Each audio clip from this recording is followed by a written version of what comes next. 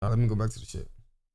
Avenging his brother D-Thang. The song would also be a veiled diss towards Quando Rondo 2, hinting towards being behind his recent shooting, as well as foreshadowing future attempts on his life. Durk would rap the now prophetic bar that his ops are dropping locations and he's getting the job done, and the OTF is not about to do any tweeting because they're sliding, and because of that, the feds are coming. Durk would also hint at Von's romantic entanglements with Youngboy's baby mother, Jania Michelle, rapping how Von was messing with Youngboy's girl and how Youngboy and his artists are all Von's sons, before mentioning how he warned Von about staying away from women who exploit their looks and doing S-work online. This likely being a diss towards Jania, who had been seemingly posting this kind of content at the time. Some of the lyrics in Aha would also hint that Durk may have already slid for someone, though without finding his intended target, as he would criticize his ops for hiding behind social media, reinforcing this sentiment by describing how deserted the areas he had targeted had become, implying that his rivals were now nowhere to be found. After the song's release, the rap world would brace for Youngboy's response, which came only hours later in the form of the track I Hate Youngboy. Youngboy would mock King Von's death with the line clean up on aisle O, young and let that chopper blow, referencing how Lil Tim shot Von. He would also target Durk's fiancée, India Royale, rapping how Durk had called him a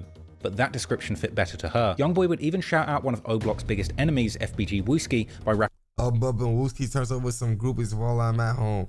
Why you dropped that whack ass song? Pussy bitch, you should have known. Classic. I ain't gonna lie, chat. Just spam classics. Both records are classics.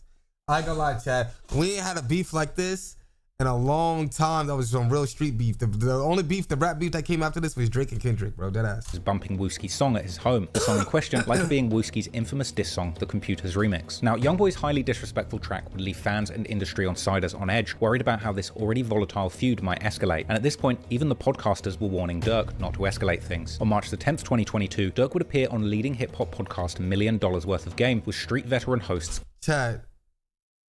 Niggas just having $1 million just casually in the hood with nothing but savages around them. Do you know how crazy this looks? Like that's how you know a nigga is really respected, gang. Like this shit looks crazy. But classic interview for sure. Gilly and Wallow. In the episode, Wallow would warn Durk and his friends not to crash out on their incredible career opportunities, chasing revenge in the streets. Firstly, getting emotional, keeping it real with the room, and telling the OTF members that some of them might not be alive next year or even next week. Listen, we gonna be real, man. I gotta say this. Cause some of y'all in this room, y'all might not see next year. Y'all might not see next week. Niggas ain't saying that to y'all because a lot of y'all niggas ain't got no fathers and none of that. So my position is here and here or some shit. Like, damn. Gilly would go on to speak prophetically, reminding Durk how happy he was after his father came home from his 27-year sentence because he had missed him so much, and warning him not to do the same to his own children. He happy a grown man and he happy that his dad back. Grown, he's like, damn, because he missed that shit. And I know a lot of they gave y'all game that was beneficial to them and it wasn't beneficial to y'all, and it put you on a fucked up position in life. Because we gotta get it right so we can take care of these babies. The OGs, when they see you, you know what they say? You rhyme just like your daddy. Your daddy homies is not in position, they're just out here living off of memories. When them niggas see you, they can't give you no game. Because they on drugs or they ain't in position. So they'll just tell you some shit. You just like your daddy. And the sad thing is you just like your daddy. You ain't never get a chance to get another life, man. It's a real world is waiting for y'all. And I'm telling you, man, these babies and these women, they depending on y'all. Wallow would warn. Yeah, it'd be crazy because $1 million worth of game be really warning niggas. They warned Thug and everything, and they was right about everything, nigga. I ain't gonna lie, these the only old head niggas I respect. Chat, can I get a W Wallow in the chat? W Wallow, bro. Niggas ain't listen.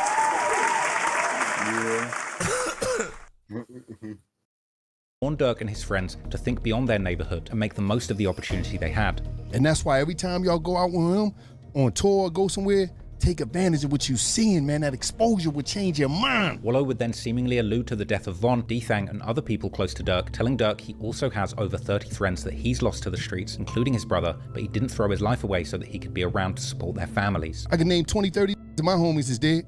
Damn. I'm here though, and I'm gonna say some shit that, like, this is documented. My brother died in my grandma's arms, but I had to let that shit go.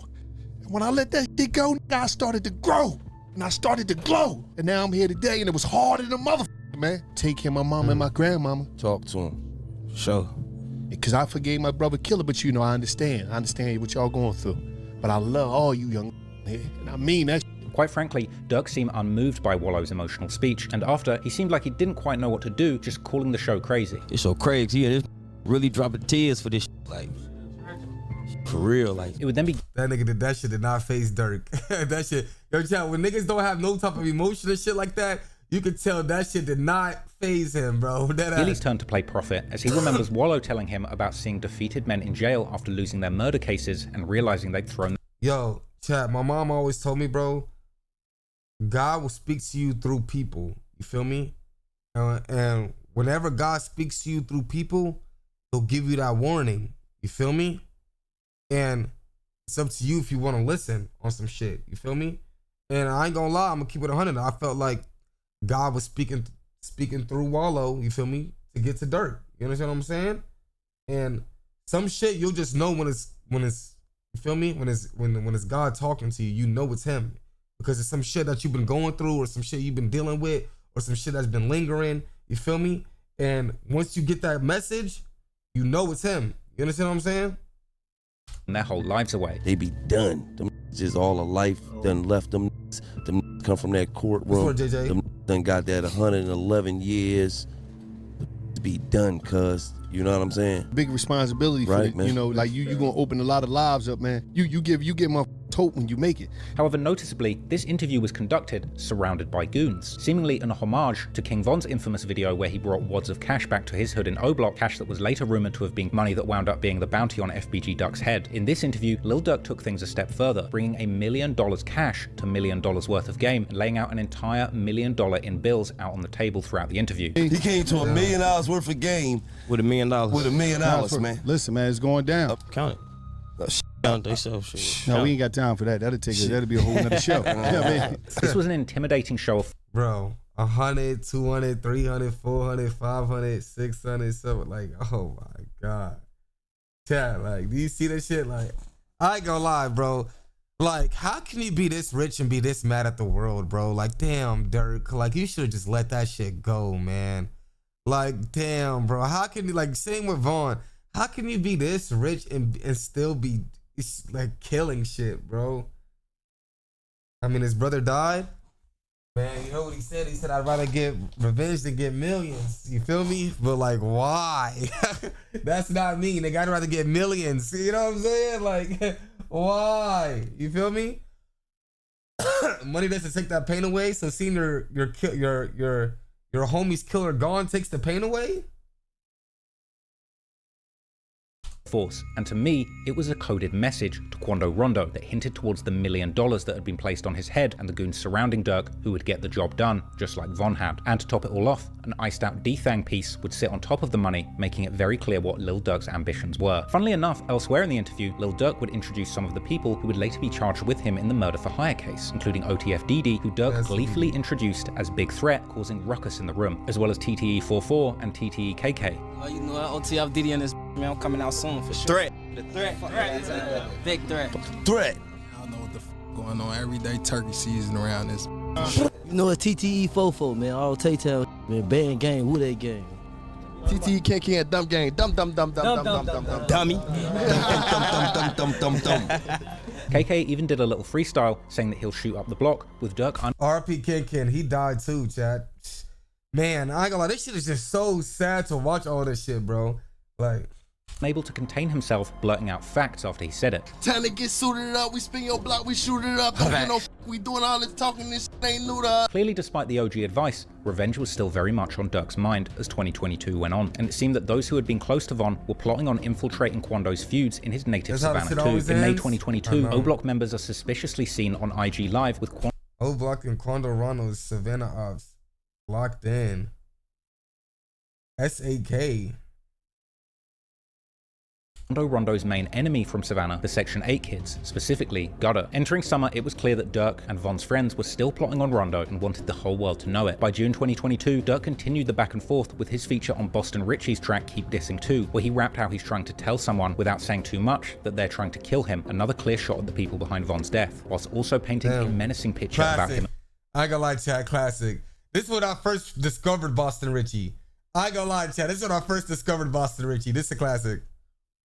and Von, saying how Von has bodies and that he's a demon child, so Durk is brothers to a devil. Durk might not have realized just how deep these lyrics were at the time, but he was indeed deeply invested in avenging his evil twin's life, and it would seem that only within months of saying on the song how he was trying to nail his enemy, soon he would get the call and find out the location of the very man King Von was trying to fight with the night he lost his life. And seemingly, exactly like FBG Duck, Quando and his entourage would be the subject of a broad daylight assassination attempt, but the only thing that was different is that this time it took place in California. From what we know at the time, on August the 18th, 2022, Quando Rondo and his close associate and cousin Lil Pab were in Los Angeles, California. Unbeknownst to them, their location was leaked to members of Lil Durk's OTF collective by an unnamed co-conspirator known only at this stage as Number 4. According to the indictment, on August the 18th, 2022, Durk and a member of his OTF collective named Vonnie would fly from Miami to Los Angeles on a private jet to coordinate the murder. Upon arrival, Lil Durk would instruct OTF Boogie to travel to Southern California, whilst OTF DD recruited 2 more shooters named Flocker and Brown Eyes to join the plot, providing their biographical information so that flights could be booked under their names. Lil Durk would apparently even text a warning not to book any flights under names directly linked to him, but this was either ignored or sent too late, as an OTF-linked credit card would indeed be used to purchase flights for DD, Flocker, Brown Eyes, Boogie, and another co-conspirator to travel from Chicago to San Diego on August the 18th. OTF Boogie and others confirmed their travel plans through text messages, including one message from OTF DD to someone on Instagram stating, "On my way to LA." Upon their arrival in Southern California, the group traveled by car to meet OTF Vonnie in Los Angeles. Vonnie would then purchase 4 black ski masks in cash and use another OTF credit card to rent a hotel room at the Universal City Hotel for the group. At this meeting, Vonnie supplied the team with firearms, including fully automatic weapons, and secured 2 cars for their use, a white BMW sedan and a white Infiniti sedan with a fake license plate. The vehicles were then used to follow and track Quando Rondo's movements throughout Los Angeles, including to a hotel in downtown Los Angeles where he was staying, and the next day, on August 19th, 2022, the group would follow Quando's...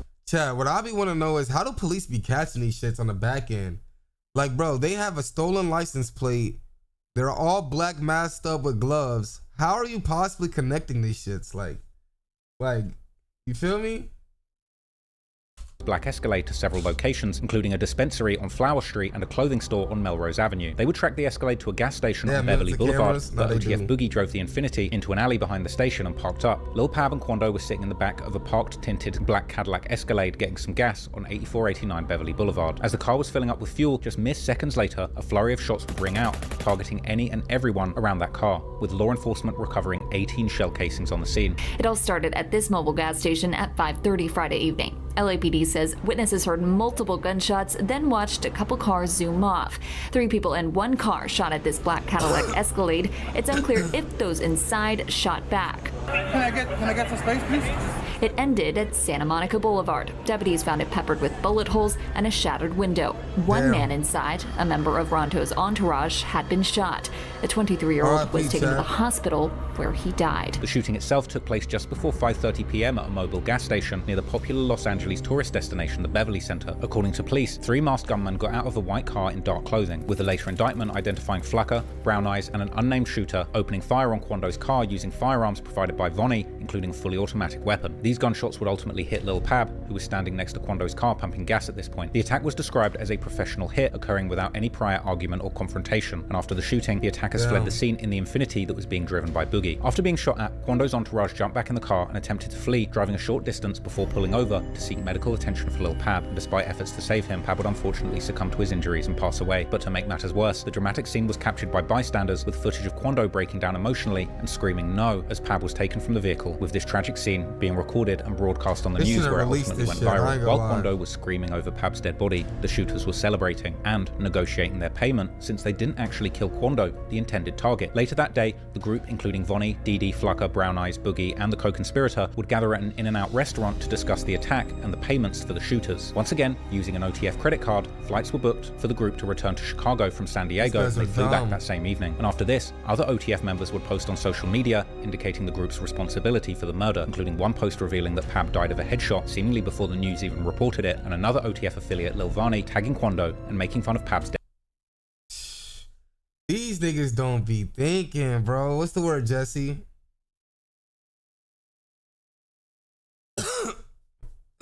death on Instagram. Meanwhile, following the murder of Lil Pab, Quando Rondo announced that he was dropping his affiliation with the Rolling 60s Crips, signaling his intention to step away from gang life. He declared on social media that he was laying down his neighborhood Crip flag and that he wanted to focus on his family and loved ones rather than gangbanging. However, the move was met with backlash from other Crip members, some of whom criticized his departure as a sign of weakness. But despite the criticism, Quando stood by his decision, emphasizing that he no longer wanted to be involved in the gang conflicts that had claimed the life of his close friend Lil Pab. But while Quando was attempting to lie low and remove himself from the gangs and conflicts that had claimed the life of his friend back on Durk's side, having now apparently avenged King Von's death, even with the murder of an innocent affiliate who was just there with Quando, it would seem that Durk and his OTF shooters at this point felt completely untouchable. And after enduring years of slide for Von comments, this apparent get back would be too much for Durk not to mock or comment on, despite what's now being referred to as an incredibly sloppy and reckless hit with a paper trail that's reckless, bro. That was a reckless drill, chat.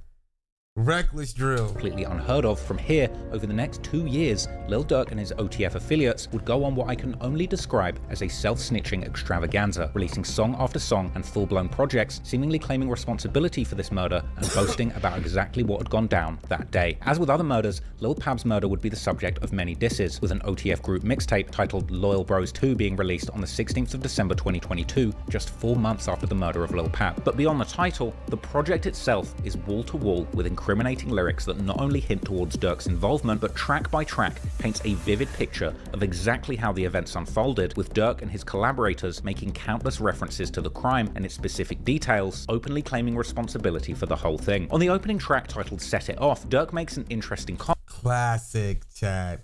Classic. Can I get another classic? Classic. Classic. Oh my God.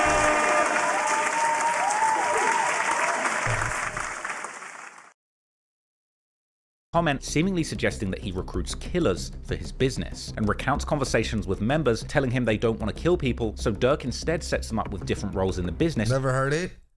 Bro, what? Y'all never heard Set It Off? Oh my God, it's beautiful. This is the best song on the project. This is a classic.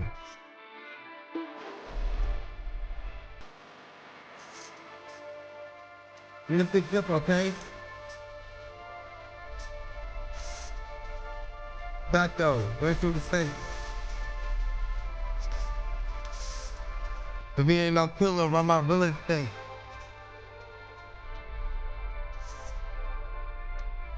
Still penetrate. Well, it's on with Drake.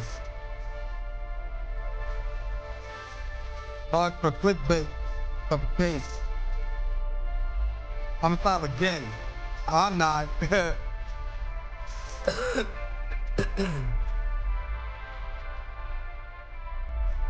guess it's a classic. It's a classic.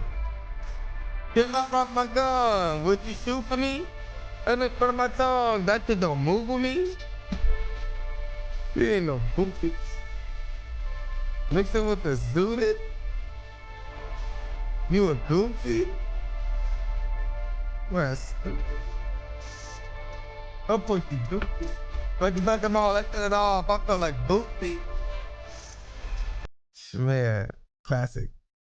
Like running real estate. In other lines, Durk makes ambiguous references to his ops getting caught slipping, and in the hook, he raps about giving his friends guns and asking them to shoot for him. In verse 2, he drops a bar saying one of his ops couldn't read his last DM because he was killed, something that some people have suggested is a reference to the murder of FBG Cash. But this is followed by another ambiguous bar where Durk says that he told his shooters to spin every block until their target is dead, and that somebody was due to be killed next, but he couldn't get to them, with some suggesting that this was in fact a reference to King Von's actual killer, Lil Tim, who was arrested in October 2022. The suggestion being that Durk's next murder for hire would have been Tim, but since he was in jail, they couldn't get to him. Then, on the second track, titled Mad Max featuring Future, in a bizarre display, Future seemingly opens his verse with a series of lines that again eerily mirror the exact details of Lil Durk's case, with Future rapping his lil bro, presumably Durk, drops bags and gets people killed and has people shot through the windows of their cars, and referencing that people get money put on their heads for messing with Durk. And Future even ends his verse with a jaw-dropping bit of foreshadowing, saying ain't no Rico case gonna stop another body dropping, before asking how many bodies they have. The hook of the song would see Durk and Future likening their shooters running up on people and killing them to be similar to the movie Mad Max. And then in Durk's verse, he would go on an absolute rampage of self-snitching, boldly saying that he told Young Thug everybody that he'd shot and hinting that he could have been part of that Rico RICO case that Thug caught if the feds were recording what he said. Durk then seemingly references the murder of Quando's cousin Lil Pab, despite him actually not being involved in the death of Von, saying that when it's war, you don't see famous names being killed, but they still try and kill everyone around their targets. Durk then references the rumors that he was involved in the Pab murder, saying that he doesn't admit to crimes, but the blogs seem to accuse him as soon as people die, and saying that he would never admit to murder and is happy that other people are claiming that body, a line which I think refers to an alternative narrative that was spread around, suggesting that Lil Pab was actually killed by drug dealers that he ran off on. Of course, when the indictment dropped, it seemed pretty clear that that was cap. Durk would then go on to directly deny blackballing Quando Rondo from the record industry and casting doubt on his criminal past, before Durk says that he is the person who chooses if people live or get.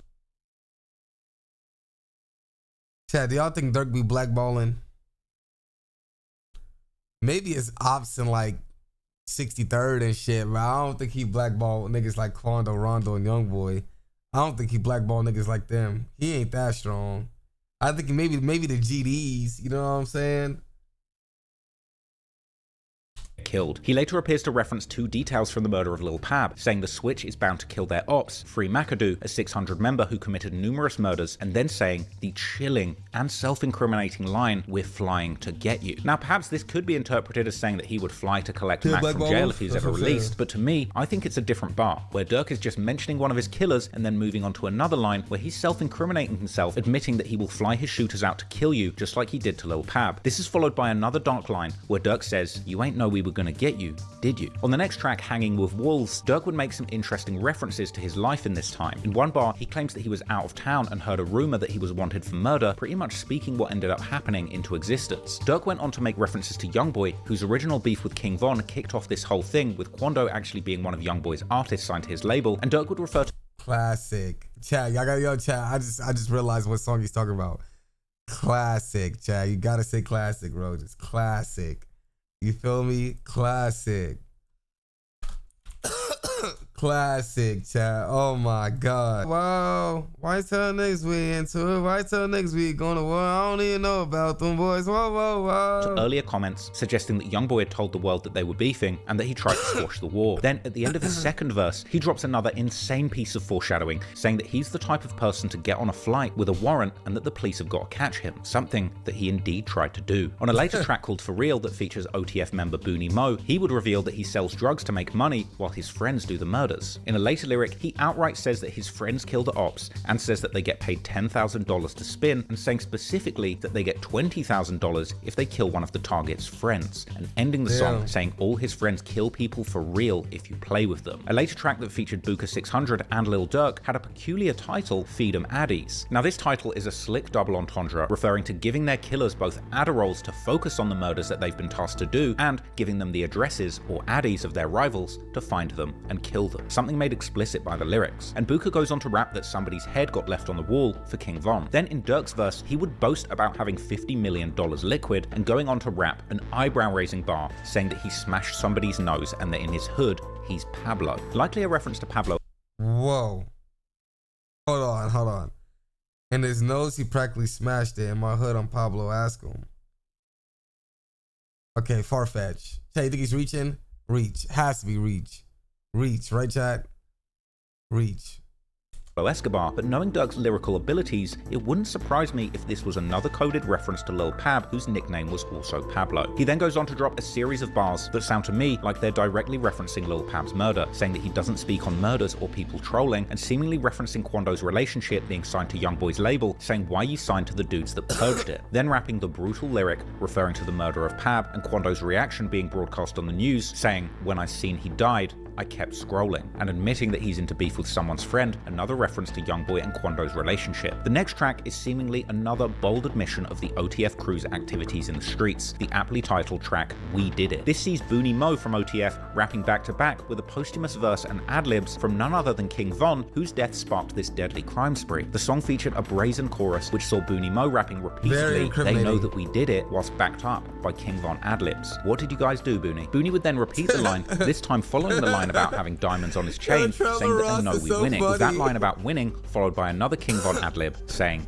they know. He goes on to rap, "You know how we're spinning," and naming what guns they use, and saying if they catch an op, you know we're gonna get them. And he would end the hook saying that now they're smoking on their ops. In the verse, he mentions OTF DD or D-Ski locating ops for the gang and chasing ops in rental cars, which according to the indictment happened. And he would even end his verse with a buffet of self-incrimination, rapping that he pays his shorties to slide and that he bets they're going to get you. Following that up, saying OTF, that's mob ties, ain't nothing realer. The second verse was a posthumous King Von verse, where in the final line, as Von has done countless times before, admitting to murder, saying that he ducked that sentence, but they know I did it. Now, I'm sure people might argue that this is an ambiguous song which could be referring to absolutely anything, but to me, the fact that this project and song dropped just 4 months after the supposed murder that was Get Back for King Von, combining this song with the King Von adlibs and a posthumous verse from Von, and repeatedly using the brazen line, "You know that we did it," to me, makes me think that the very purpose of this song was indeed to covertly confirm to the whole world that OTF did indeed kill Pab for Von, so that they could brag about it. The next track would feature OTF DD, or D-Ski, which you'll likely know is one of the members who was central to the alleged murder for hire plot and is all over that indictment. And on the track Seen It All, DD would commence with another incredibly self-incriminating verse, rapping that his team do hits regardless, and rapping that they're going to risk it all and put their ops in coffins for their friends, rapping that they stalk their ops in traffic, something alleged in the indictment with photographic evidence, and saying that they leave their ops on stretchers. And in his verse, continuing the self-snitching, rapping that they bully their ops with switches and shoot the fastest, and rapping how they don't give their enemies passes, they walk them down or kill them. Even admitting that his friends stood on business or got vengeance, and he raps they're coming to get you,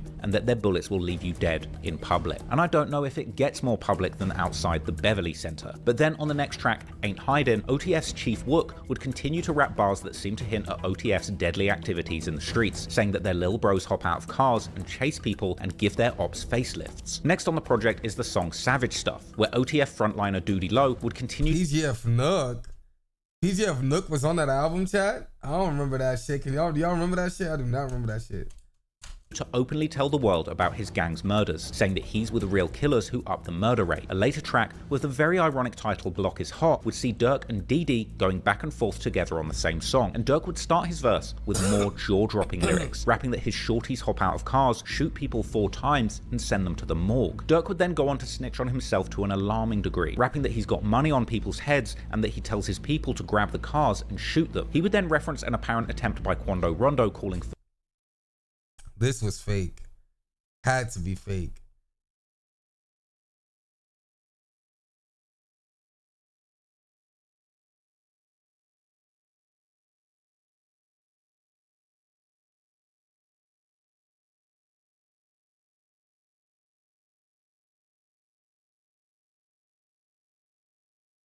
Damn. I ain't gonna lie, chat. Something tells me that it's a possibility that this shit could be real. No funny shit. the peace in leaked DMs that circulated online, rapping that they were scared and wanted peace, but Durk rejected it. And Durk would go on to rap that if they can't catch who they want when they ride past, then they'll get his friend, likely another reference to Lil Pab. Durk would then go on to boast that he could be outside by himself, but no one would have a chance to get him, and that he rolls with OTF when it comes to the war on the block. And Durk ends his verse with haunting bars where he says that he's the reason that you got shot and that his music is what you hear when you die. Then in verse 2, DD would jump on the mic and raps lyrics which quite frankly are a prosecutor's wet dream, rapping that he's a threat, warning his ops not to get caught lacking or that he will leave you like the last person he caught. Then going on to rap how did his ops die, and answering that the bullets ate his face and left him dead on arrival. DD would rap that knowing how to die is the only thing that his ops can beat them at, and at the end of the verse, in a line that will probably come back to haunt him, rapping that his friends face murders and beat the state charges. Unfortunately, with songs like this out, it's incredibly hard to imagine DD beating the state on these charges. Now the following song will be titled Thug Life and features OTF veterans Chief Wook and Doody Low, along with some very interesting lyrics, with a line in the second verse that said, "Your cousin with you, you claiming he innocent, he's still getting shot," which sounds to me like it could be a direct reference to Lil Pab, who is indeed Quando's cousin, although at the time of the murder, many people reported that he was simply Quando's friend. The next track takes the irony to a whole new level, a song titled... Wait, chat. Pab was Quando's cousin, right?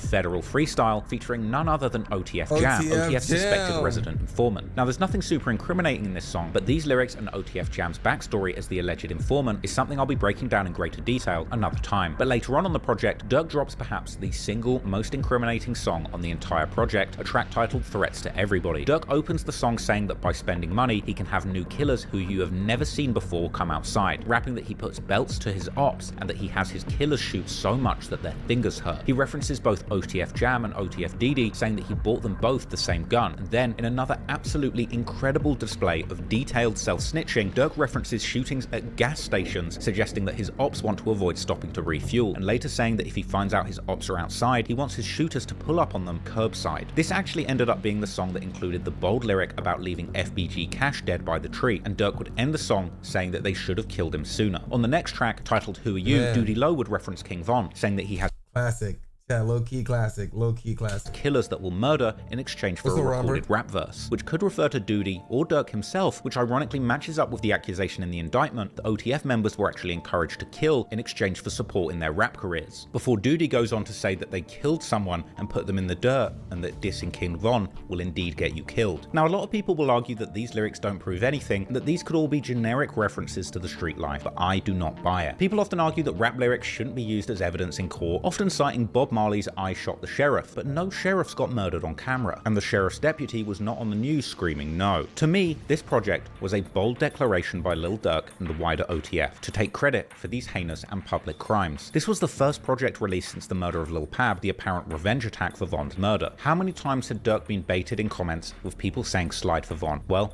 it seemed that he'd finally done it, and OTF quite literally used this whole album, the songs and lyrics, to tell the world we did it. To me, Loyal Bros 2 might well go down as one of the most incriminating rap projects in music history, and it really just goes to show you just how inexplicably stupid some of these gangster rappers can be when it comes to admitting crimes in their music. I'm genuinely baffled as to why the people involved in this alleged crime, specifically Lil Durk and OTF DD, would be so reckless as to release a project with such specific details about these crimes that they allegedly really did. Lines about paying for hits, renting cars, flying shooters out, scrolling past the news about your murdered enemies being on the news, and quite literally saying we did it is mind-boggling. But this wasn't the end. In fact, it was only the beginning, and as time went on, Durk and the OTF crew would continue to self-incriminate and openly rap chilling details that would connect them to this crime. As I said at the start, this is only the tip of the iceberg when it comes to the insane depths of the self-incrimination that Durk and his OTF crew did. After Loyal Bros 2, perhaps the single most self-incriminating lyric would come in the form of a feature that Durk dropped on the song Wonderful Wayne and Jack. Nah, I ain't gonna lie, classic feature too.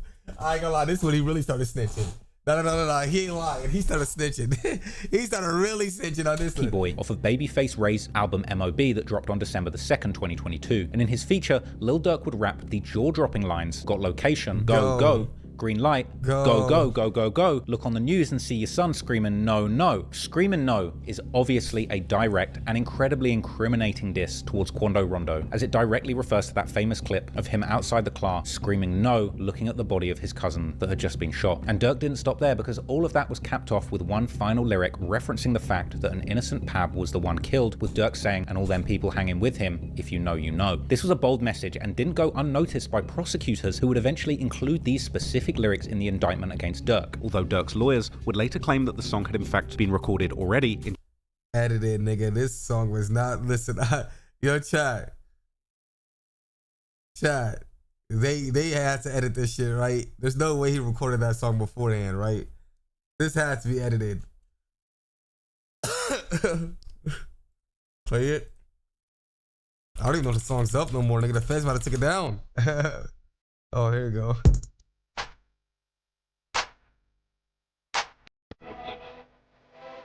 Yeah. Fuck. Did nasty. Wanna bring the belly back. Belly back. As fuck. Another dot. She. Where's.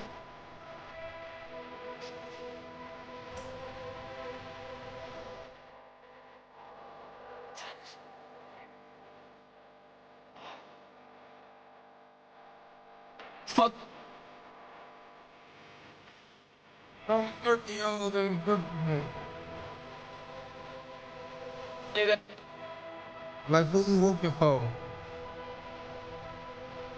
There you got an addict. Got my attention. Red light. You see the sun, no. And all you niggas thinking what I meant, you know, it ain't shit.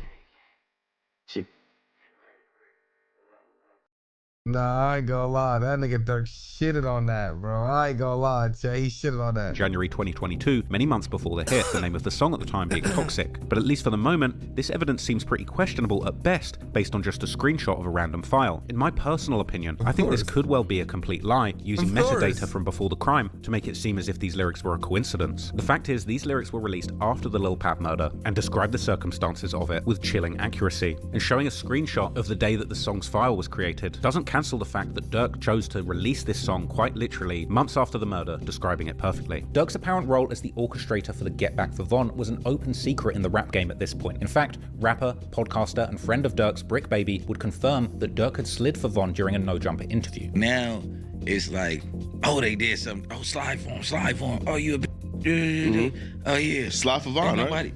Yeah. They say you can't say that no more. Why? Oh yeah, because of. Wait, no. Like, who died? You can't say that no more. Oh, because of FBG Cash? Oh, yo, this is so snitching, right? I ain't gonna lie, this shit is funny snitching though. Like, this is funny.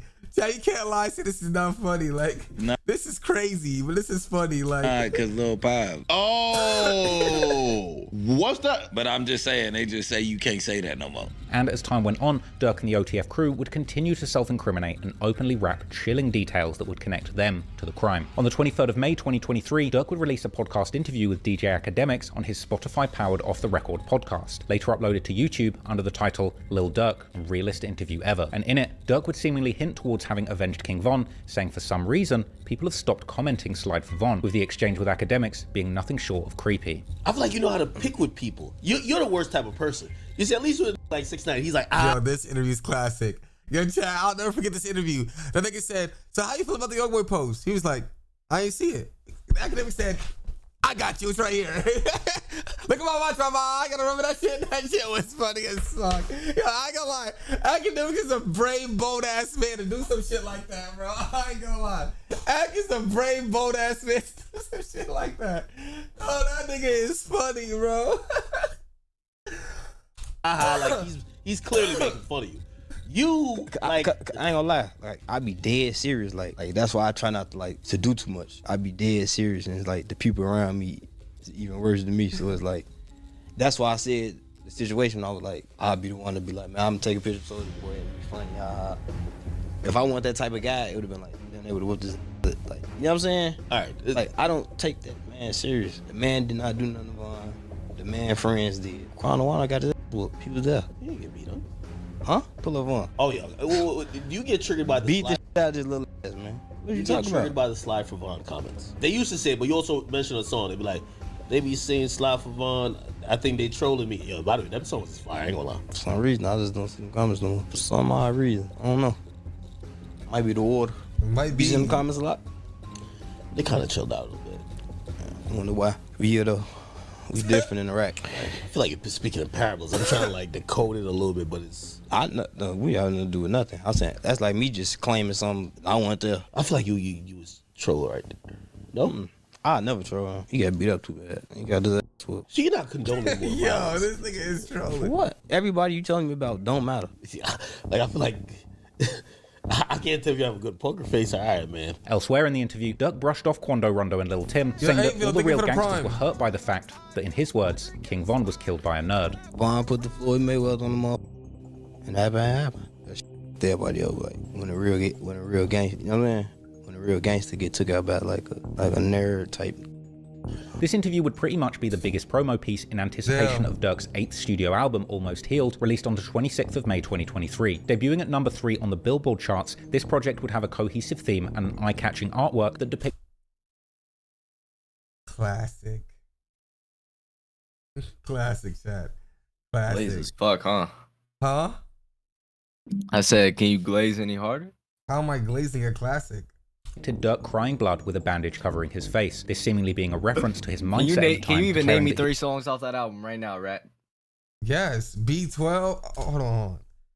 Nah, don't say hold on. No, I was saying hold on because I played the video. You feel me? Oh. B12. Sad songs. Stand by Me. War About It.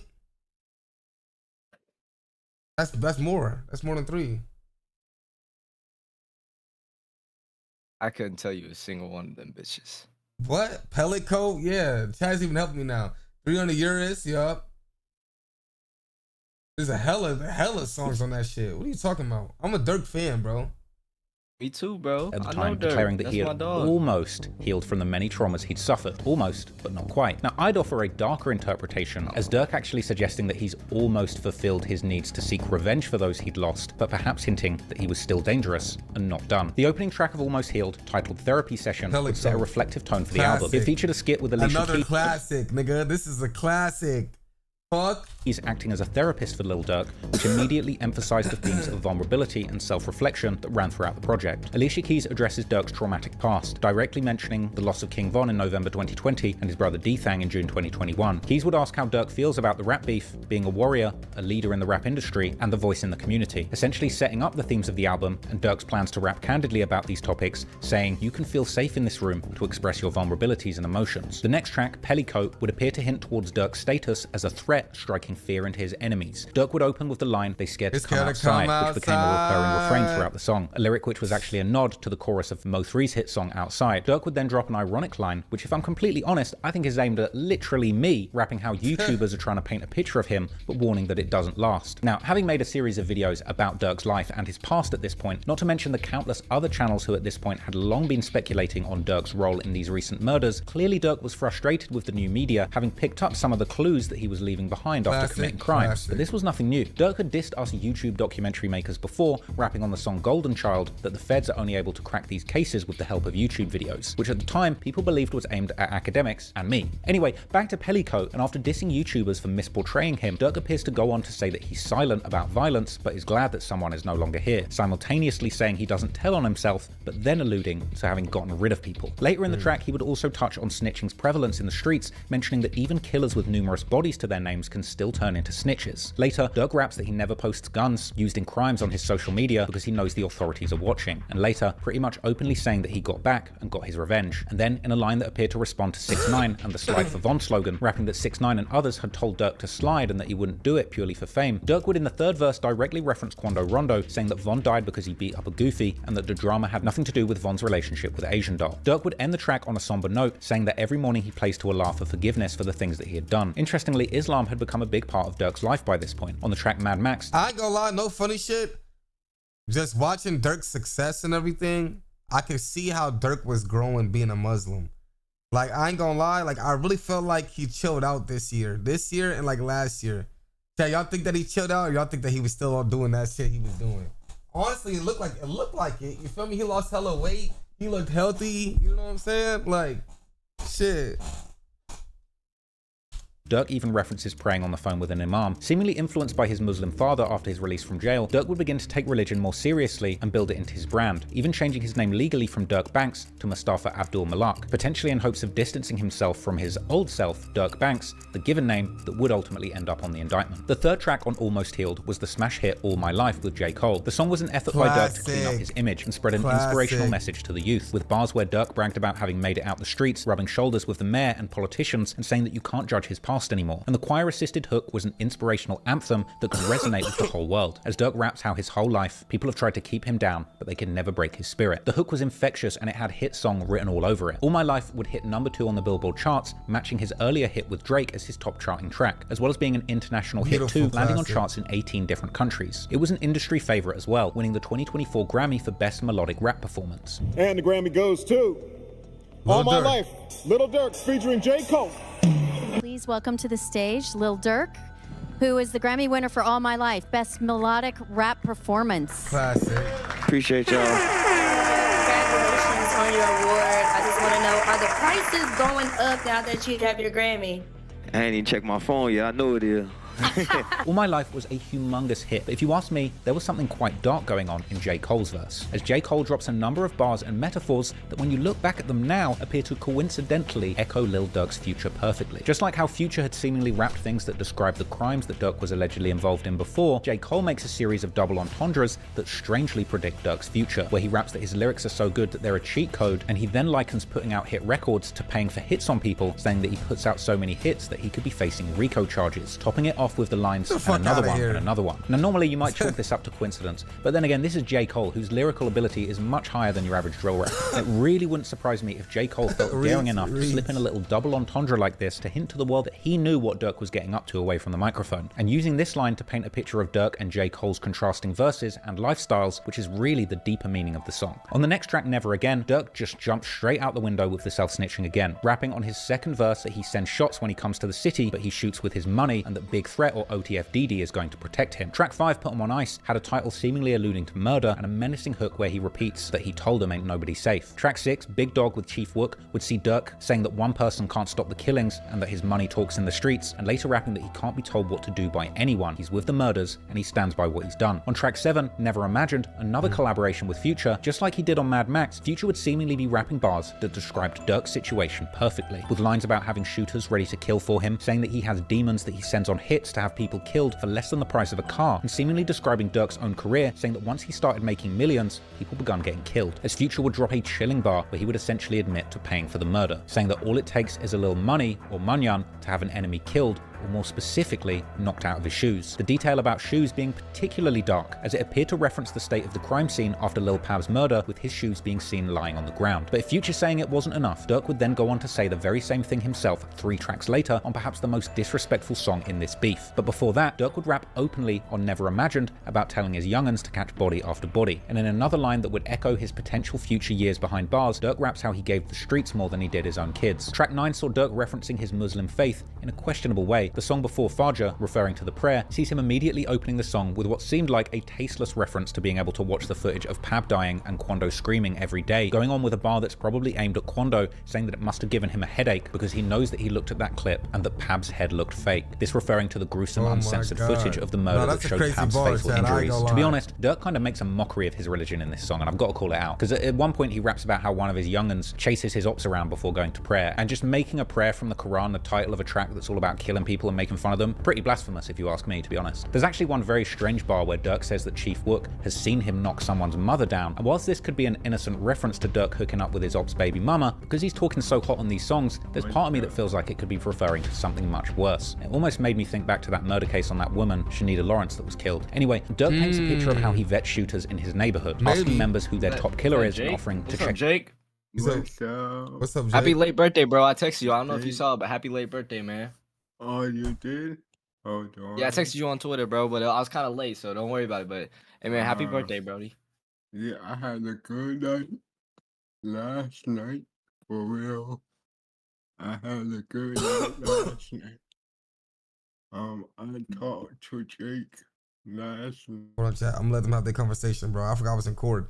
Let me finish this shit. Check their temperature and vet their body count. He rapped about off being left leaking with shots to their torso, and he goes on to reference OTFDD, saying that when he beats his murder, he's going to be even more dangerous. Durk would end the song with more brutal lyrics referring to ops being murdered, saying how somebody would still be alive right now if someone else got it, which seems to me to be a clever way of saying that the wrong person got killed, but Durk doesn't care either way, and ending with a final bar saying that he's seen his shooter hold his breath for 8 minutes, and warning his ops that that's how long they're willing to chase them for. Track 10 on Almost Healed is the most brutal track, War About It, and in the song, Durk appears to get 21 Savage in on the action too, mercilessly dissing Quando and mocking his reaction to Pab's death, screaming no on the hook of the song. And Durk goes on to break down his apparent strategy of grooming new shooters from his block, rapping that he sends his shooters money and clarifying that it's not for promotion for his album and that he doesn't expect people to shoot for him without paying them, even saying that he brings his trusted shooters around his family and children and gives them power before asking them to go and shoot his ops. Durk will seemingly claim to be the ringmaster of the weapons being used by his gang, saying that he swapped guns with another block and he didn't even even shoot one himself. Then, in an apparent reference to both Youngboy and Quando's videotaped reaction to Pab's death, he raps that Youngboy must have heard Quando screaming on the news and likely had to turn the sound off on the disturbing clip, and later rapping that he spends hundreds of thousands on lawyers for his people, even saying that he can't name certain things he was responsible for, but then saying he makes his mother proud, perhaps a reference to avenging his brother's death. Even appearing to reference Lil Pab not being in his shoes at the time of the murder, saying that one of his shooters bragged about leaving an... This shit hit different when you read it than when you hear it, because when I hear this shit, I never think of shit like this. You feel me?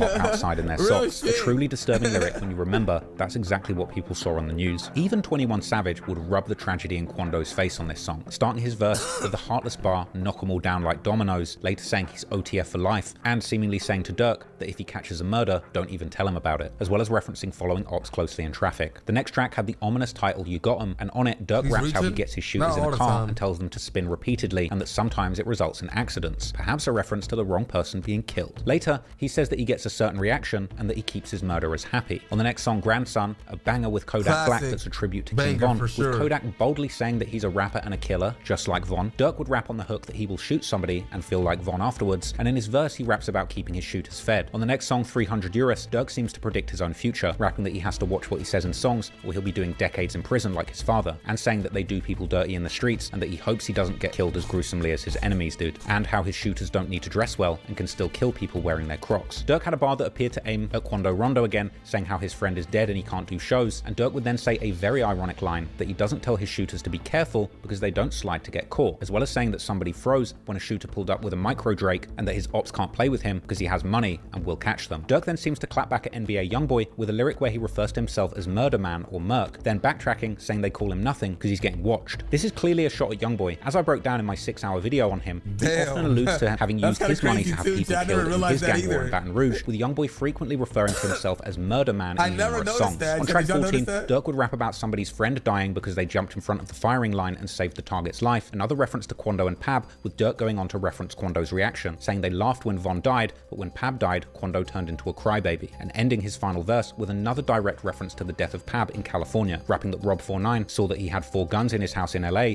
and that California has real killers there. On the next track, B12, Durk would start off with a playful but real bar, saying that when people catch murder killers there.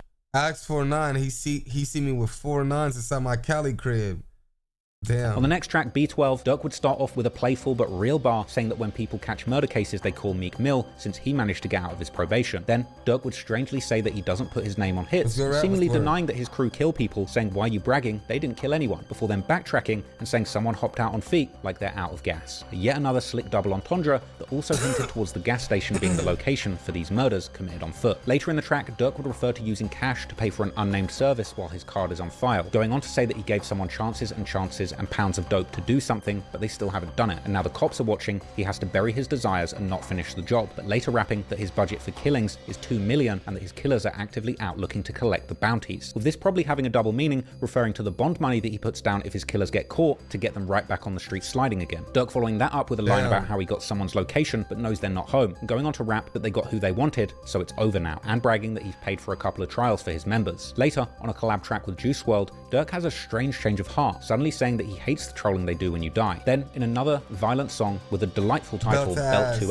Durk would rap openly about being at the private jet airport with a killer, and later saying that he feels he always has to react to what he sees on the internet. Then there's another line with a double meaning, as Durk says that he tried to go pop star but had to F up the streets, referring to both evolving his musical style and his inability to focus on his music career, distracted by the gang politics. The penultimate track on the project would be the Morgan Wallen assisted pop song, Stand By Me. But again, it's another emotional song that has a lot of foreshadowing of what was to come for Durk, as Durk seemingly raps and sings ambiguously with Morgan Wallen on the theme of asking if a friend or woman would stand by them in hard times. For example, if they lost everything, or caught a federal case for murder for hire. The song is a fitting note to end on, and it lands powerfully now that we know where Durk ultimately ended up. But for now, it would be some time before Durk's alleged past would catch up with him. And going forward from this project and its massive success, Durk would do everything he could to maintain his position as a mainstream pop artist, attempting to transcend the violent image of drill music and elevate himself into high society. Before the release of Almost Healed, Durk would meet with Chicago Mayor Lori Lightfoot, and during the subsequent elections, Durk would make a $150,000 campaign donation to future Mayor Brandon Johnson. From the outside, it looked like Durk was a million miles away from the streets and having hits planned. He continued rolling in the circles at the very top of the music. Classic. I was there, chat. I saw both of them. I was there. Classic. music industry, and August walking out Drake for his Los Angeles set of his It's All a Blur stadium tour. But behind it all, Lil Durk was living a lie. One minute he was in the halls of political power, rubbing shoulders with current and future mayors. The next, he was in the studio, surrounded by his OTF demons, making some of the most violent and incriminating music ever released. And Durk's next music project would see him yet again shining a spotlight on some of the very people allegedly orchestrating murders for him. November the 17th, 2023, Durk and OTF released another group album, Nightmares in the Trenches. And it would seem that even the album cover itself had a hidden message of self-snitching on it, a label saying that this disc contains raw accounts of activities that occurred in various areas of the world. It doesn't say these are fictional stories or that the guns are props. This is hinting that this is a raw and a real explanation of things that actually happened. And if you ask me, the part about all areas of the world is another covert hint towards that murder happening in California, rather than saying something like these are stories about the streets of Chicago. On the project, Durk would rap about Didi beating his body with witnesses testifying. Durk would shout out one rap YouTuber that he respects, 1090 Jake, saying that he shows his videos about people being snitched onto his people and warning people against trolling him and acting like OTF are down on the gang. Later on the song Posted At with Kokilla and Bezu, Bezu would ironically diss OTF accidentally, saying that you're not a real killer if you catch an accidental body, with Kokilla later rapping how they take ops souls and how he smokes dead ops with Didi. Later on, Bezu would claim to have made the score 3-0, inferring that he has 3 bodies, saying that he beat them because he doesn't leave a witness. Kokilla would rap about people getting shot, their friends dying, and crying about it. Then on the Durk solo track Them Ones, he predicts his future again, saying that the judge might put a RICO case on him because of the people he's around, with Durk later bragging that people are mad that his music career is going so well since he's promoting revenge. Durk would rap a spooky bar on the hook that I think is aimed at Quando too, since his career had been struggling even before the death of Von, with Durk rapping he ain't turned no more, and that Durk in contrast can't run out of money, a bar that's a lot more threatening when you remember the deadly violence that he seems to be able to buy with his money. The next track, I'm the Type, sees Durk and Chief Wook rapping with arrogance, pretty much saying that they invented murders. Durk begins his verse with a brazen line, making gun sounds and taunting his victims, saying, "You ain't think I was gonna get you, did you?" Following that up, pretty much confirming its relevance to the Pab murder, saying share locations, get up on him close, make his mental wiggle. Durk then hints at revenge, suggesting that his enemies are the type to see their... The shit's starting to kick in. I don't know if y'all can tell, but that's why I'm so quiet and shit. You feel me? Are y'all locked in? I'm locked in. We got 30 minutes until this video is done. Y'all locked in, chat? Make sure y'all locked in still. We a half hour in. Y'all locked in? Friends get killed and not get revenge, unlike him, who's up late, plotting on his enemies, appearing to suggest that he's actually done this 9 times. In another line, Durk breaks down the process of having people murdered, saying that first he threatens them, then someone runs up on them and shoots, and that he's the messenger. A detail that hits different when you later learn that he was indeed using Apple iMessage to orchestrate an alleged hit. Durk even reflects on remorse, saying that after he's had someone killed, he then wonders if he's screwing up the blessing of his music career, then ending his verse recounting a conversation with God where he says that he had to do it because he caught his op slipping and moving like Durk wasn't beefing them. On the next song, titled Last One, this was an interesting track that saw Doody Low expressing his frustrations at the street life, saying that the last hit his gang did he can't talk about because the feds are indicting people, and that the last hit was so brutal he can't leave his home without a gun himself now. Then appearing to reference Pab's murder, saying the last person got caught out of town and that their target didn't get hit but doesn't come outside anymore. Doody Low would also express his opinion on the YouTube and vlog space, becoming full of figures from Chicago streets, with Doody saying that his ops are vloggers now, perhaps a reference to anyone from FYB J Main, King Yella, or FBG Butter. Doody Low would even reference an infamous YouTube channel, Chicago Rarest, known for posting body cam and prison footage exposing Chicago gangsters. Doody would continue to allude to paid hits, saying that he has 20k in bounties out and saying that people got killed for dropping diss songs, and that he's laughing now that getbacks have been administered. Next, on the track F It, Durk mocks people trying to get attention off murders they didn't actually do. Durk would later say that this death is a celebration and that he knows the right way to do people, as well as saying that his shooters will cut off their ankle monitors and hop on flights without standing warrants, with Durk dropping a very subliminal line saying that you can pass the message to him to me, this ain't what you want. Now I think this is a deep bar because not only is that the name of Durk's song, but Lil Pab, many years before being allegedly killed by shooters sent by Durk, was actually a big fan of Durk's music, tweeting that Durk's This Ain't What You Want was one of his favorite songs. Durk would then reference OTF Jam, saying how serious he sounds when he's on the phone and that if he tells his shooters to do something he only has to ask once. The next track, Whatever You With OTF D-Ski, would see him openly talking about the violence, saying him and OTF are with all the violence. Later rapping how it only takes 10,000 to get someone's brain removed with a bullet, and saying that when he pops out, murders take place. The project would end on a strange note, as things switched tone and Durk dropped an introspective track that would speak to his future situation. The song Smirk Carter starts with an intro from Robert Shipp, his father's co-defendant, who explains that he thought he was supposed to die in jail, but he got a second chance. Durk would rap about his brother D-Thang gambling with his life and losing by not having a gun with him when he was killed, and again seeming to suggest that that murder was avenged, before going on to say that someone he knows got hit with a racketeering charge despite him warning them to move differently. Clearly, no one was advising Durk not to snitch on himself. If anything, this formula was working perfectly for Durk, just like it did for his evil twin King Von. Ultimately, things were moving fast and going very well for OTF at this point, but it had now been over a year of self-incrimination, and the Lil Pab murder was likely being investigated deeply for some time. After all, it took over a year for Durk's killers to be brought to justice, but they all were eventually caught. Soon, the walls would begin closing in on Durk and his crew, but the fall of Durk was an interesting one, as coming at the end of 2024, arguably the best year of his career. You would think after the Duck shit that Durk would think that the feds are on his ass, bro, because he's already hot. Like, bro, that Duck shit was hot, bro. Like, you feel me? You would think that he'd be smarter about this shit at least. You feel me? Like, it almost seemed as if the feds let Durk climb to the very top of the mountain before grabbing him and lining him up for one of the most devastating downfalls in hip-hop history.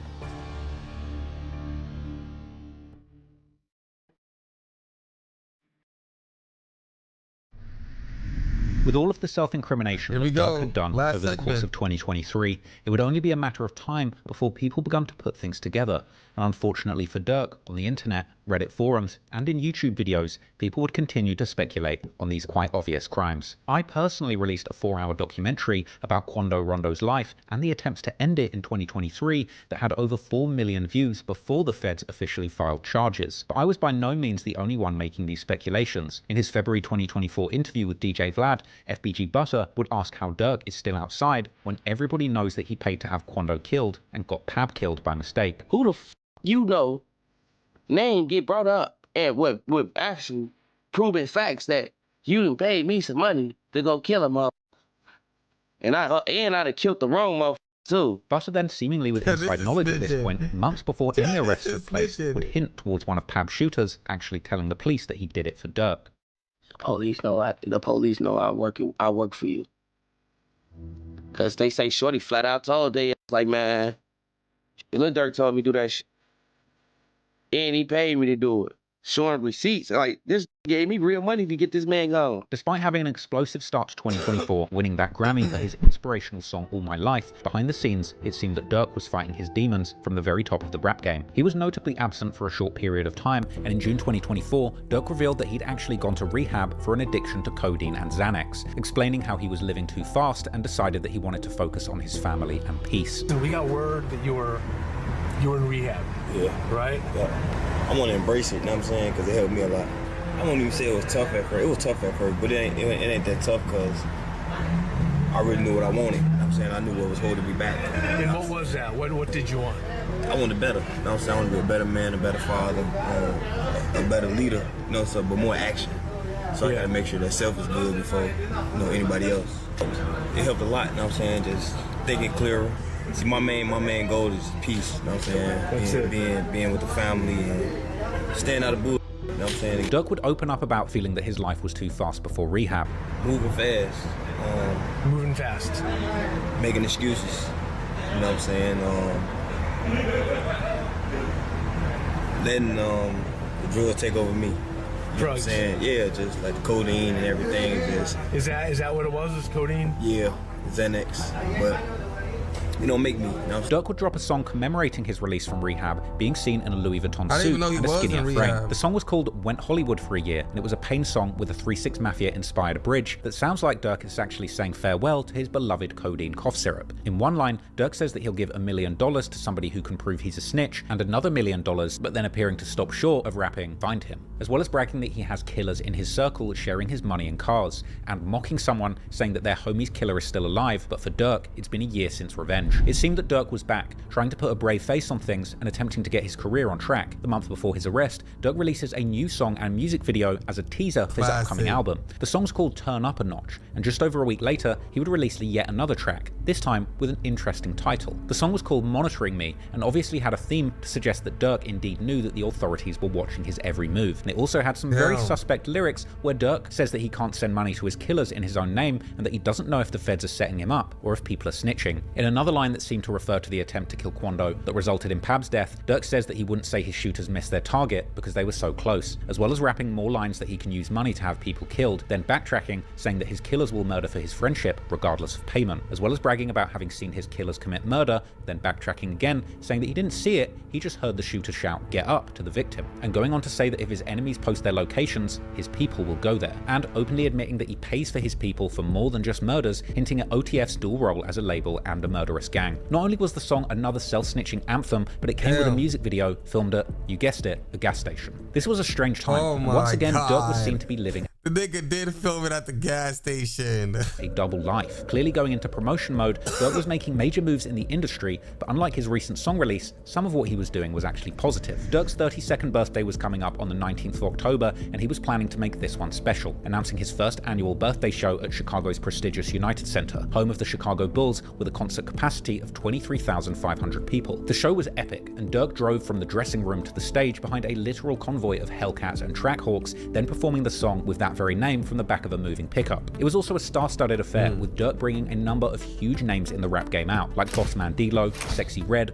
Nardo Wick, who performed Who Wants Smoke with Durk, and even Lil Baby. Another interesting move was choosing to use the event to unite with Chicago's top content creators, sharing the stage with prolific interview host DJ U and rapper turned Instagram comedian FYB J Mane, notorious for his Whoop cereal and his pushing peace movement, with Durk's acceptance of J Mane, who actually hails from 63rd and was very good friends with FBG Duck, as approval of his pushing peace agenda aiming to stop the gang wars. Notably, in the name of pushing peace, at one point in the show, Durk would even put up on screen a collage of fallen gang members from both sides of the war. This was during an extended onstage speech reminiscent of Kanye's stadium shows, where he would tell the crowd that he was showing love to everyone in Chicago and telling the crowd to take a photo. My brother J Mane one time in this man.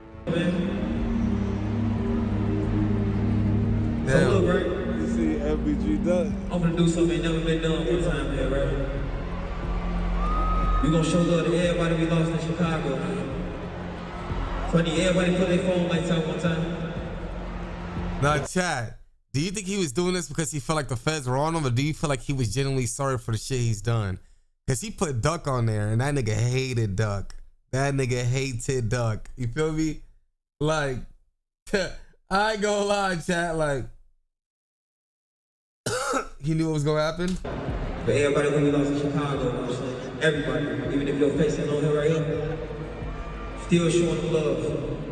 The show looked absolutely lit, and I really wish that I was there, because it's kind of sad to imagine both Durk and the over 20,000 fans watching that this may very well have been Durk's last show. By this point, he was at the pinnacle of his career. With a huge catalogue of bangers, he would rap hit after hit back to back on stage to the sold-out stadium. It's a huge reminder of how much he very well may have just thrown away. But then again, despite releasing a song called Monitoring Me, Durk's situation with the law seemed surprisingly good at this point. Strangely, in September, he announced that his felony record had been wiped clean of all cases, with Durk saying how he believed that everybody should get second chances at life. Seemingly, now able to travel internationally, Durk would make the most of his newfound freedom with lavish trips abroad. Durk was even invited to dinner with Sheikh Mohammed bin Maktoum Bil Juma Al Maktoum, a member of Dubai's royal family, where he received an ornate cane as a gift. And Durk also made his first ever trip to my home country, London in England, with him appearing outside freestyling in front of the iconic clock tower Big Ben and in the streets of the upmarket Knightsbridge, even attending an NFL game with UK legends of the rap game, current king of UK drill Central C,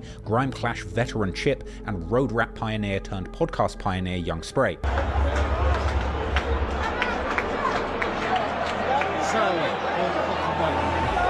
Bad people, get me? Come on, man. Bad people.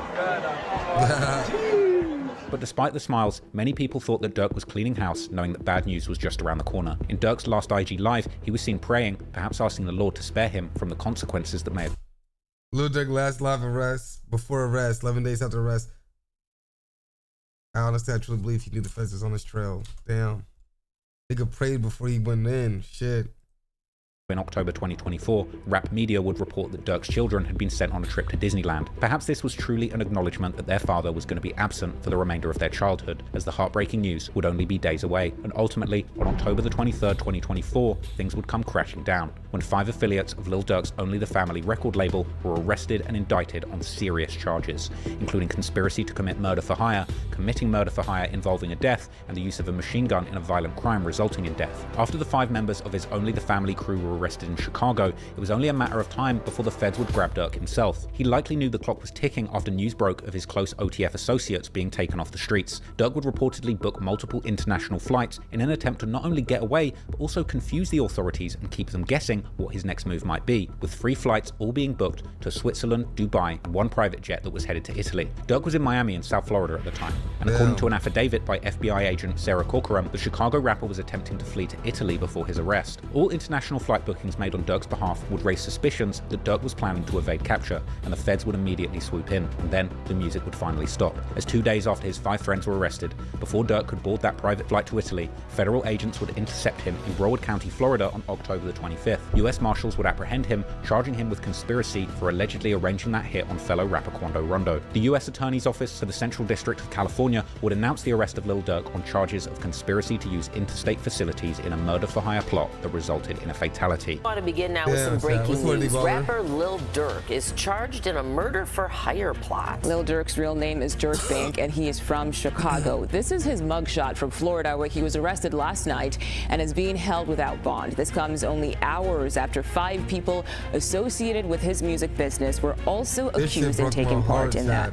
October 25th is one of my worst days, bro. You feel me? And it's so sad because it's like, it's near Drake's birthday. You feel me?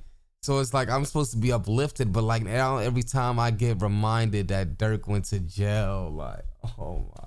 Murder-for-hire plot. Now, the plot targeted rapper Quando Rondo's cousin, who was killed in 2022. Investigators believe it was retaliation for the earlier murder of Chicago rapper King Von. Local rapper and Grammy winner Lil Durk is being held behind bars in South Florida, charged in a murder-for-hire plot back in 2022. The FBI says he was arrested while trying to flee the country. Investigators believe Lil Durk put out a hit on another rapper, Quando Rondo, in retaliation for the earlier murder of Chicago rapper King Von. Rondo's cousin also died in a shooting at a Los Angeles gas station caught on camera.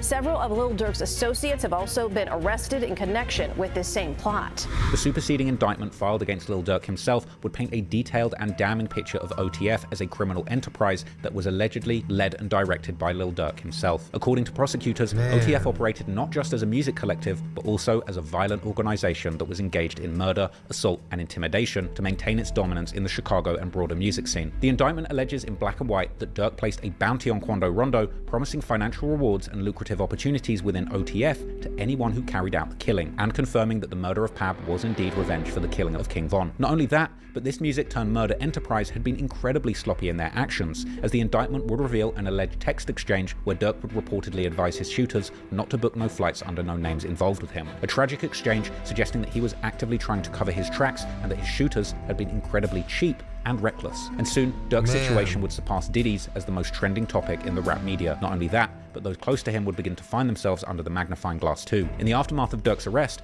eyebrows began to raise about his ability to potentially influence the justice system and politics, with questions being asked about whether— Man, I don't see these niggas going crazy to say free Durk like how they was screaming free YB and free Thug, man. That's all I'm gonna say. So I'm gonna voice out my opinion because nobody else wants to voice out theirs, nigga. Free Durk, nigga.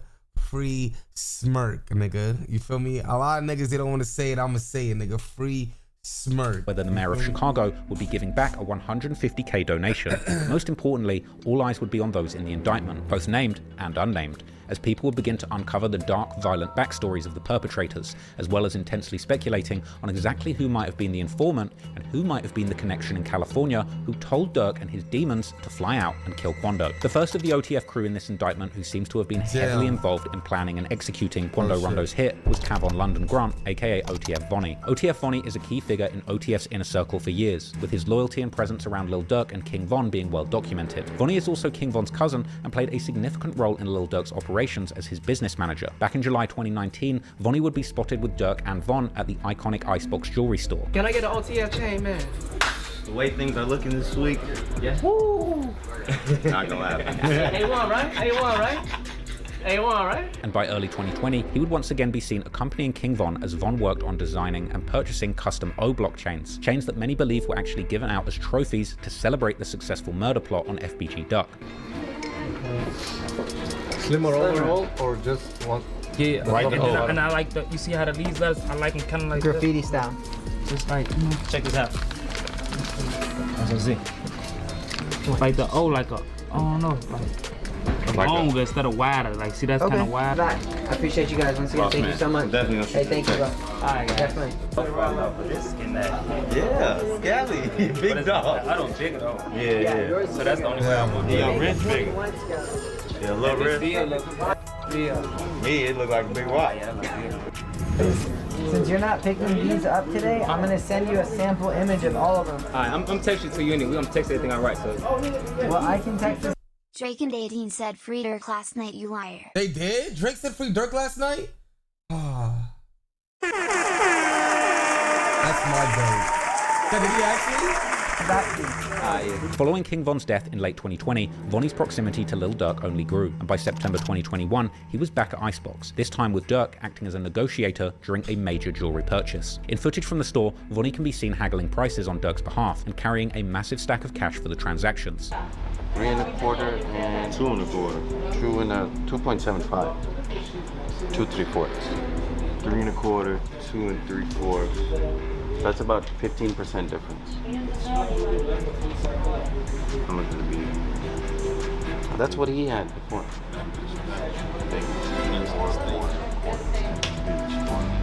It's the old one is exactly the same size. It's just so how big is it? 4.5.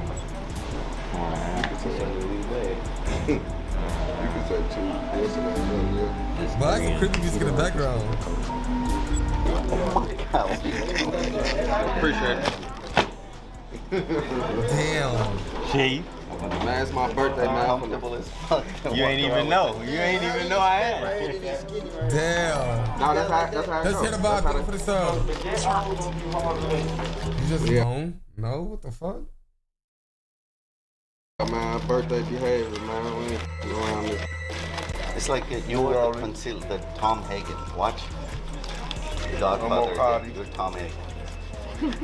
This moment highlighted not only his close relationship with Durk, but also the level of trust that Durk was placing in him, with Vonnie seemingly handling significant amounts of money and playing a critical role behind the scenes for OTF. Another OTF member implicated in the paperwork is DeAndre Wilson, aka OTF Didi, or D-Ski, aka Big Threat. Didi had been involved in multiple violent altercations over the years, with him even managing to beat a murder case in 2023 in regards to a 2014 murder that took place in Chicago. But this wasn't just any murder, but the alleged getback for the murder of Tay-Ski, whom Tay-Town is named after, something which would have made Didi a very respected member within Tay-Town. Other co-conspirators include Keith Jones, aka Flacker. According to unverified sources, Flacker himself beat a murder case back in 2011 after allegedly being acquitted for the murder of Big Baby from Hula Gang, an almighty peace stunt set based in Sunnyside or Magnolia that has a long-standing rivalry with the Gangster Disciples in Rogers Park and Uptown. The gang is named in honor of fallen member High C, preserving his legacy within its ranks. Then there's David Brian Lindsay, aka Brown Eyes, who's also named as a co-conspirator on the indictment, and Asa Houston, aka OTF Boogie. However, along with Durk, there still remains two significant question marks, as two unnamed co-conspirators had their identities withheld by the feds on the indictment, leading many to believe that these individuals have perhaps turned informant. There's been rampant speculation on the potential identity of co-conspirator number 4, particularly LA rapper and rising podcast and content star Brick Baby, mainly due to him being one of the first people that had said that Durk slid for Von. For Von, right?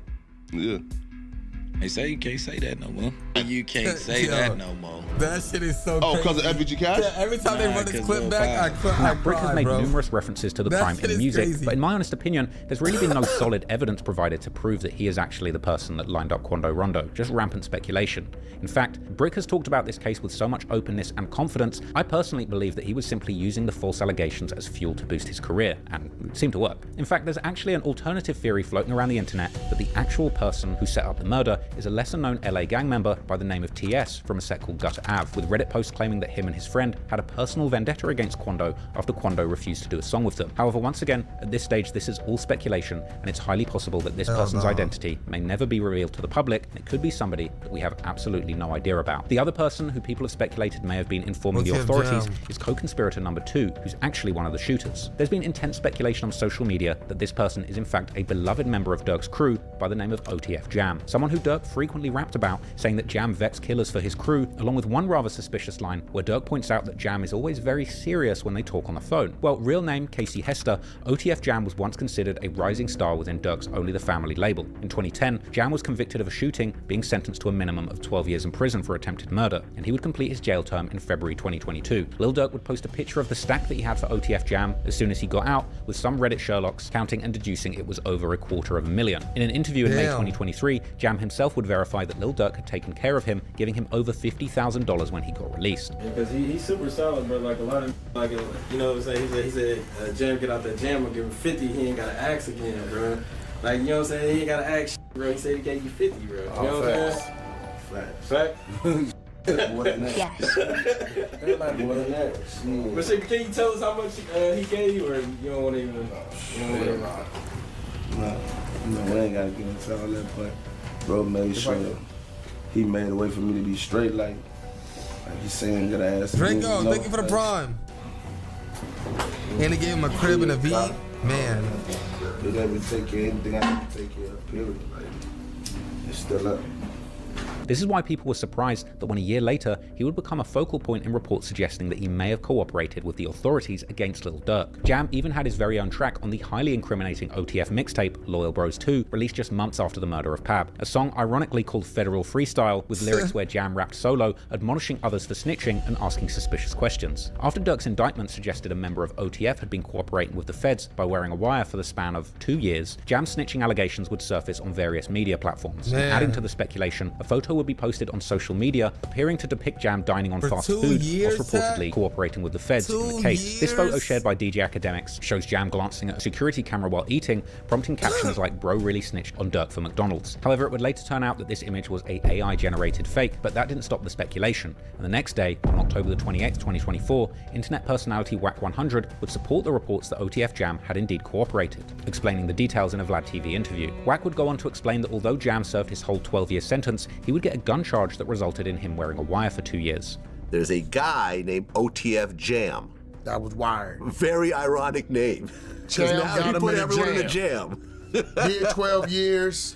12 got years. out, interviewed, said he kept it real, brought him cars, gave him 50,000. Right. This. Made mention that ain't no smut on his name. He ain't never been a rat. Caught a gun case, but eventually he flipped. Yep. He got put in the jam and now he's... Right.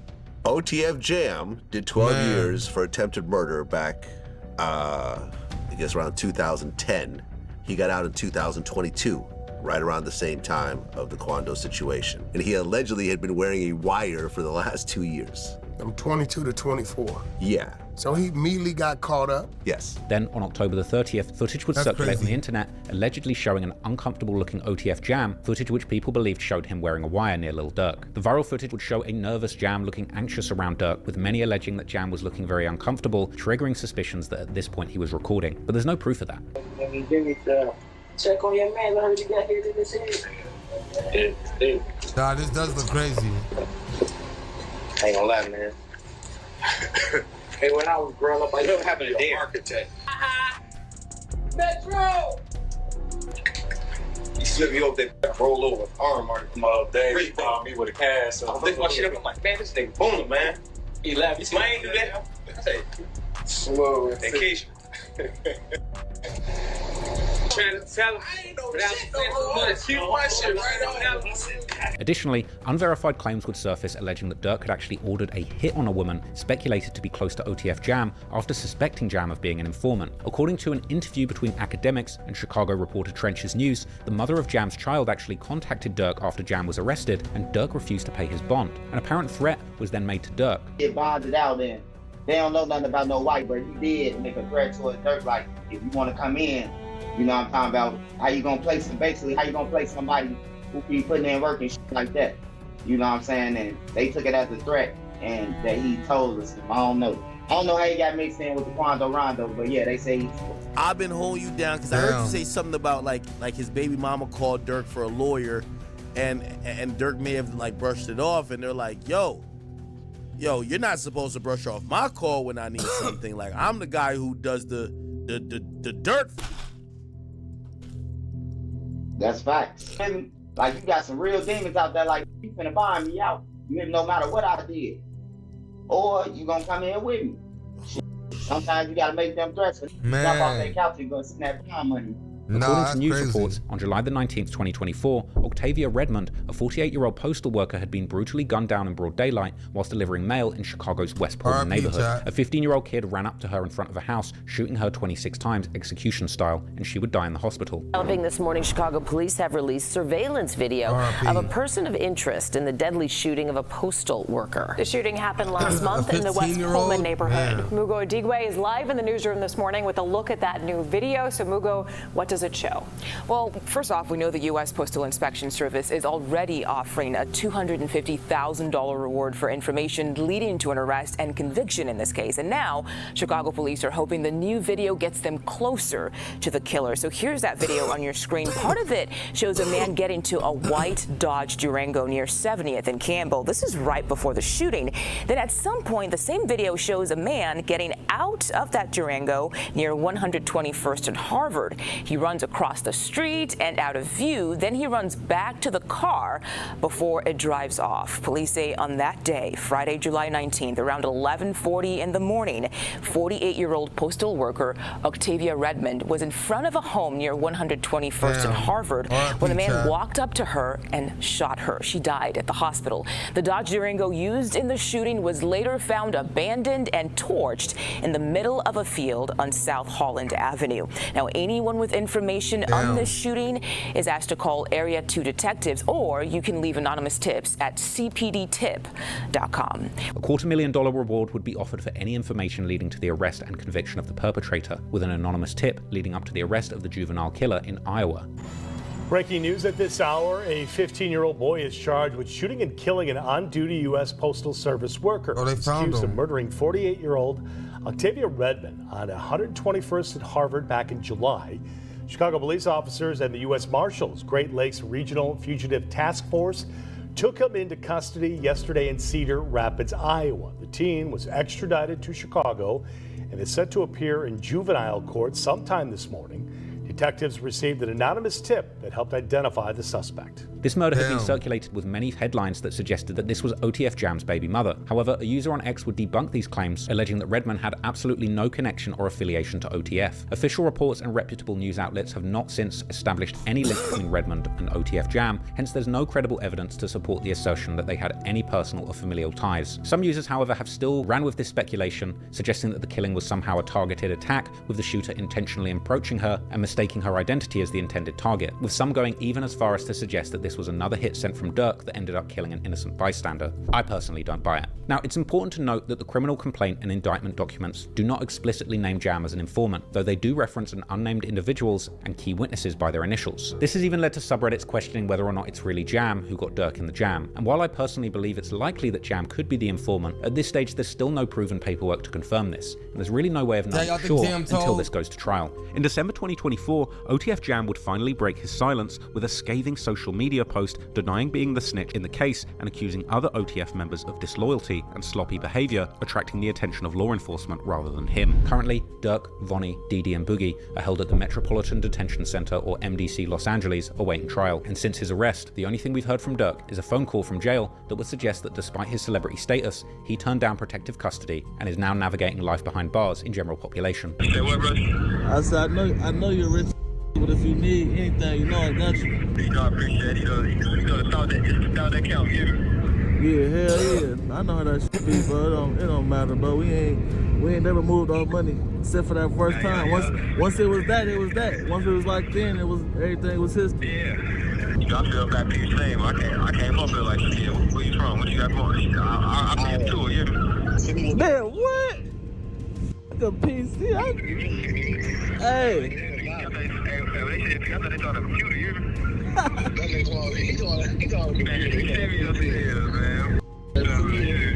Hey, I respect your mom forever. The PC. A lot of them could be going straight to PC. But downstairs they be like, man, you know you, man, send me upstairs. Whatever it is, I gotta adapt to it. Nah, for sure. Can't go no more PC and come out. My nigga Durk not in PC, man. He don't do no PC. You feel me? My nigga Durk don't do no PC.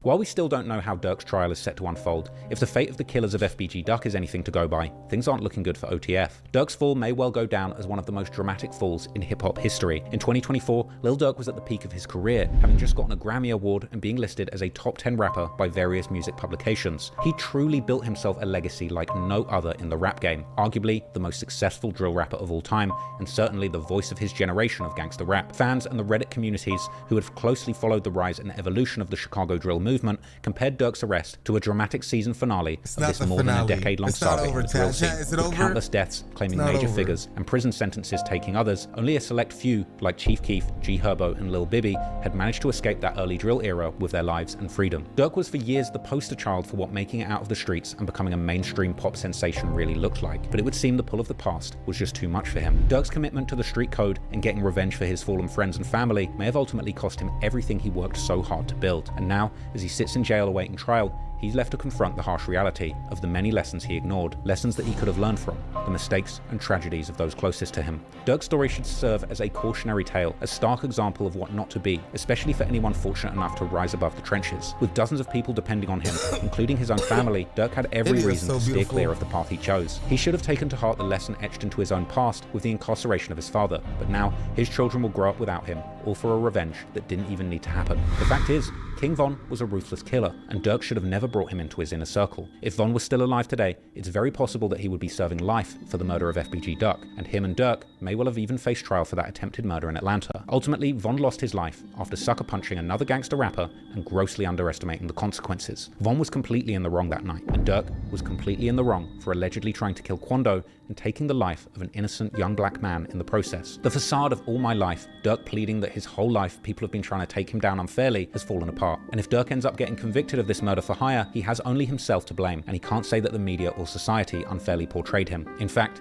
if he really did this, in many ways, he truly set his people back. Even Quando himself said on October the 27th, in an apparent reference to Durk's case, he'd expressed sorrow about how everything had worked out. He didn't want to have these issues with Von that night. And I know it's not easy for me to say, having never lost a friend under these circumstances, but Durk really should have killed his enemies with success rather than bullets. He was already a bigger artist than Quando. He didn't need to keep dragging this beef, but ego and bravado ultimately blocked his blessing. To at least give him some grace, if you put yourself in Durk's shoes, you might well have done the same thing. I haven't lost over 30 people to the streets. Becoming rich and having all of that money and the people around to pay to have your ops killed must have been incredibly alluring. And despite King Von being in the wrong when it came to that fight with Quando, when it comes to the murder of his blood brother D-Thang, I can only imagine the burning desire for revenge. But then when you look at the cases of FBG Duck and FBG Cash, that was nothing more than senseless gang warfare. Now all of these men's children have to grow up without their fathers around and their mothers without their sons. And that goes for Lil Durk too. If he winds up doing life in prison for these murders, he, just like his own father, robbed his children of a priceless relationship. And perhaps that's part of the problem with this cycle of violence. Young men growing up without the right guidance or leadership to put them on the righteous path has led many to commit crimes that might not have otherwise happened.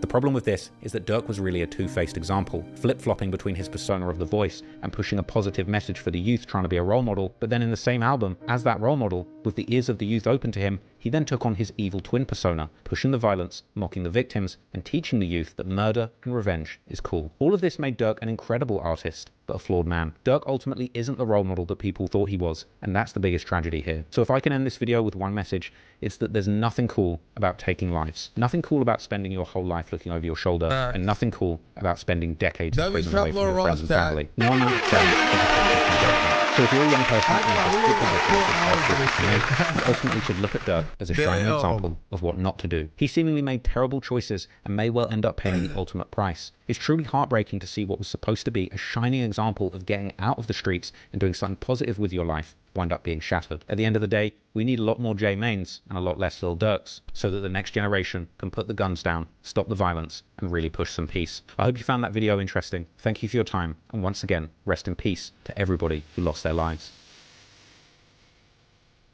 The end, chat.